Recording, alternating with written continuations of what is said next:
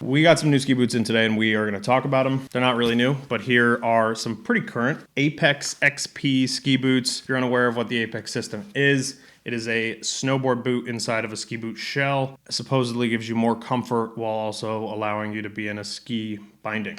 Now, performance-wise, this thing is, I don't have high hopes at all. Like, my hopes are basically like very far underground. Like the lost city of Atlantis, that's pretty much where my hopes are existing right now.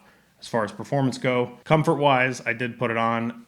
It's on. I can't tell you that, like, yeah, it's definitely more comfortable. Do I feel like it's a ski boot at all? Do I feel comfortable in it? Mentally, no. Everything about me feels uncomfortable when it comes to this. They've been in business for 20 years. Can't be the worst ski boot of all time. I've seen them in the wild. I've seen people actually using them. I'm sure that there is a benefit for some people. They just need something comfortable. And you know what? I don't want to make fun of anybody that's using these because I think that they do serve a purpose. And it's like that's what we do with every review is we try to find who that customer is. I think the customer for this is somebody that just wants to be comfortable and literally doesn't care about performance at all. If that's you, then this is probably a really good boot.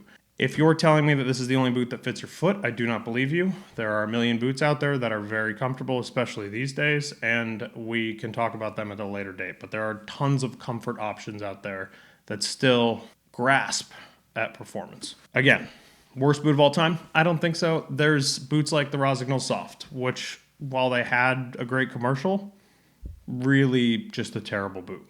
But the Masochist commercial, so good. There's also boots like the Nordica SmartTech. I feel like we're following a theme here. Like we're talking really soft ski boots, boots that have no ability to drive a ski, boots that have snowboard boot-like feeling liners. Okay, trend. Now, there's also boots like this, which are probably objectively worse, although maybe a performance gain from something like the Dolomite Secret Weapon.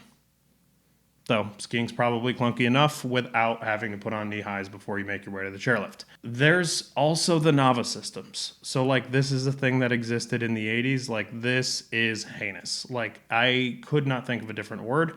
It looks like crutches because that's basically what you're going to have to be walking around on for the rest of your the rest of your ski season at minimum. Like this is dangerous. This is not good. However, if anybody has one that they would like to sell us, please hit my line. Now, I will pose the question openly. What is the worst ski boot of all time? And maybe it's not this. I don't really think that it is. I'm going to ski it and we're going to find out. But in the meantime, you tell me what is the worst boot of all time in your opinion?